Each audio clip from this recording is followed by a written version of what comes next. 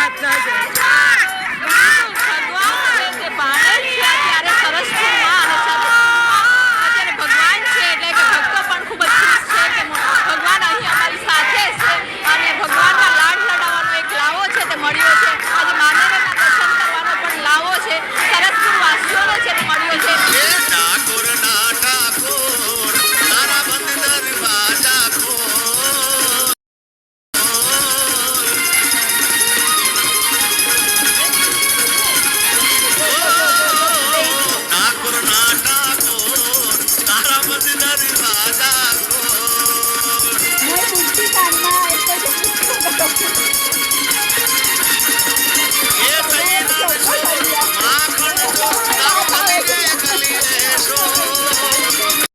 તથા જય રણછોડ ભગવાન જગન્નાથ કરવામાં આવ્યા છે.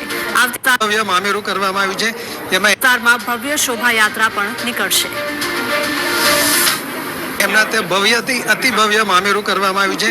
જેમાં એન્ટિક દાગીના, ચાંદીના, સોના ચાંદીના દાગીના, એ તમામ વસ્તુઓનો, ડ્રાયફ્રૂટનો અને અન્ય બીજા જે મોસાળામાં જે વસ્તુઓ જોઈએ તે તમામનો સમાવેશ કરવામાં આવ્યો છે. આ વર્ષના મામેરાની ખાસ વિશેષતા શું છે? મામેરાની ખાસ વિશેષતા એ છે કે આ વખતે જે ભગવાનના દાગીના જે બનાવવામાં આવ્યા છે એ દર વખત કરતાં ખૂબ જ અલગ પ્રકારથી બનાવવામાં આવ્યા